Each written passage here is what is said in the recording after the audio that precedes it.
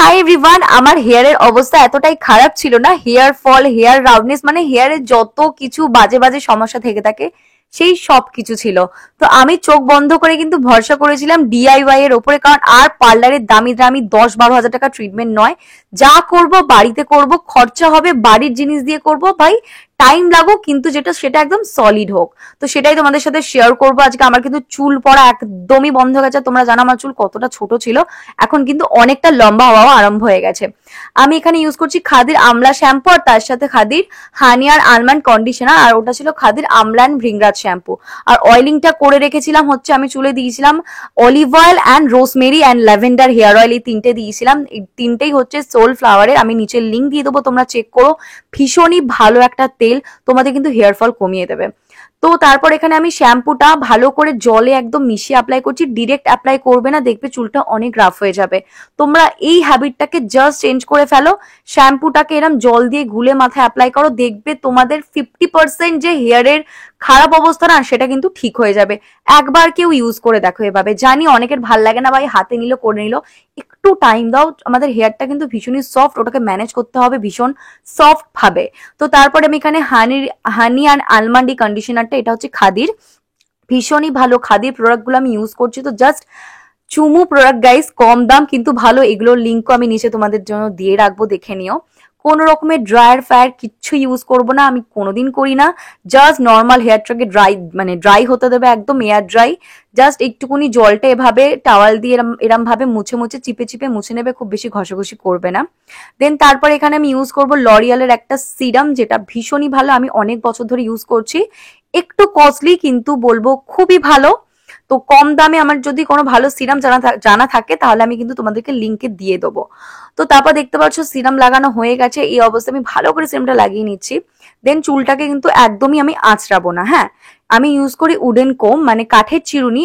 একদমই এখন চুলটাকে আঁচড়াবে না, চুলটাকে রেখে দেবে। চুলটা যখন পুরো 100% ড্রাই হয়ে যাবে, আমি এটা না যে বলছি অল্প অল্প ড্রাই, পুরো একদম শুকনো হয়ে যাবে, তারপর চুলটা একদম নিচ থেকে আঁচড়ানো আরম্ভ করবে। তো চলো, চুল তো আমার শুকোতে এখন প্রচুর টাইম লাগবে, ততক্ষণে চলো একটু স্কিন কেয়ারটা করে নেওয়া যাক। প্রায় অনেক দিন হয়ে গেছে, লাস্ট ওই ফেসিয়াল করেছিলাম, তারপর কিচ্ছু করিনি। তো এখানে রাগা ডিটান প্যাক ইউজ করছি, ভীষণই ভালো। এটা নিয়ে একটা আলাদা ভিডিও আপলোড করা আছে, লিঙ্ক দিয়ে দেবো, যাও গিয়ে ক্লিক করে দেখো। অসাধারণ একটা প্রোডাক্ট বলতে পারো, একবার কেউ ইউজ করলে বুঝতে পারবে। একটু একটু দামি, সরি একটু দামি, কিন্তু একবার কিনলে কিন্তু অনেক দিন থাকবে। সামারের জন্য বলবো বেস্ট, মানে রোদের যমরাজ বলতে পারো। একদমই ট্যান ফ্যান মুখ থেকে তুলে দেবে, পুরো তুলে দিয়ে মুখটাকে একদম ক্লিন করে দেবে। 15-20 মিনিট আমি রাখি, আমি মোটামুটি 20 মিনিট রাখি। তারপর দেখো 20 মিনিট পর মুখটা কিছুটা এরকম শুকিয়ে গেছে। তো দেন এটা ভালো করে মাসাজ করব। 2 মিনিট মাসাজ করার পরে আমি মুখটা ধুয়ে চলে এসেছি। অনেকটা দেখো মুখটা ক্লিন লাগছে, একদম ফ্রেশ লাগছে। আমি কিন্তু কোনো রকমের ফিল্টার দিই না। অনেক ইনফ্লুয়েন্সার আছে যারা ফিল্টার ইউজ করে বলে দেখো চেঞ্জ হয়ে গেছে। তোমরা স্কিনটা দেখতে পাচ্ছ কত হেলদি দেখতে লাগছে ভাই। ট্যান উঠে গেলে কিন্তু মুখ পরিষ্কার থাকবে। আমরা কিন্তু শুধু রোদ্দুরে গেলে না, রান্নাঘরে কিন্তু গ্যাসের সামনে গেলেও ট্যান পড়ে। তো যাই হোক, ইউজ করলে বুঝতে পারবে তোমরা। আমি একদম জেনুইন রিভিউ দিই সবকিছুর। তো তারপর মুখেও অনেকটা হেয়ার হয়ে গেছিল, অনেক দিন হয়ে গেছে প্রায় হেয়ার রিমুভ করিনি। আপার লিপে উঠে গেছিল, তাই জন্য এখানে চলো একটু হেয়ারটাও রিমুভ করা যাক। তো আমি এখানে অ্যালোভেরা জেল ইউজ করব। জেল ইউজ করে ফার্স্ট টাইম মুখে লাগিয়ে নেওয়ার পরে আমি আমার দেখতেই পাবে কিভাবে করব, ফেসটাকে উপর দিকে টেনে আমি রেজারের সাহায্যে লোমগুলো তুলবো। আর আমি এখানে ইউজ করবো হচ্ছে যে কারমেশির ফেসিয়াল রেজার, এটা লিঙ্কও আমি দিয়ে দেবো, সবকিছুর লিঙ্ক দিয়ে দেবো। যদি কোনো কিছু মিস হয়ে যায় তোমরা কাইন্ডলি প্লিজ আমাকে একটু কমেন্টস করো, আমি কিন্তু অবশ্যই তোমাদেরকে দিয়ে দেবো। তো ভালো করে এখানে লোমটা দেখবে আস্তে আস্তে রিমুভ করবো। অনেকে মনে করে যে একবার লোম তুললে নাকি ছেলেদের মতন দাড়ি গোবটে শক্ত শক্ত লোম গজায় বড় বড়, একদমই না ভাই। যেমন হেয়ার গ্রোথ তেমনই হয় লোম। মুখ থেকে আমি বলবো তুলে নেওয়া ভালো। রেজার দিয়েই তোলো, ওয়্যাক্সিং এ একটু পেন ফেন হয়, রেজার দিয়ে তোলো, কোনো পেন নেই। একটু জাস্ট সাবধানে তুলতে হবে, খুবই ইজি, কেউ শিখে গেলে মানে কোনো ব্যাপার নয়।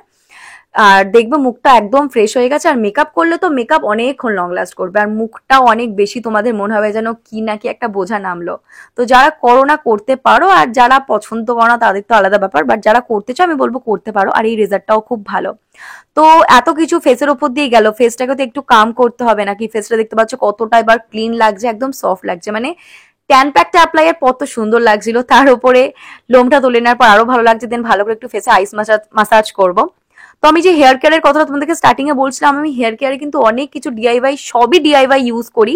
তো নেক্সট ভিডিওতে আমি অন্য কিছু একটা টোনার, স্প্রে, মাস্ক শেয়ার করব, আর অয়েলিংটাও পারলে আমি অন্য ভিডিওতে শেয়ার করব। তোমরা যদি ইন্টারেস্টেড হও যে আমার হেয়ার কেয়ারের ভিডিও দেখবে, তাহলে কমেন্ট করো। আমি সত্যি বলছি, যা যা ইউজ করেছি না, আমার হেয়ারের যাবতীয় সব সমস্যা দূর হয়ে গেছে।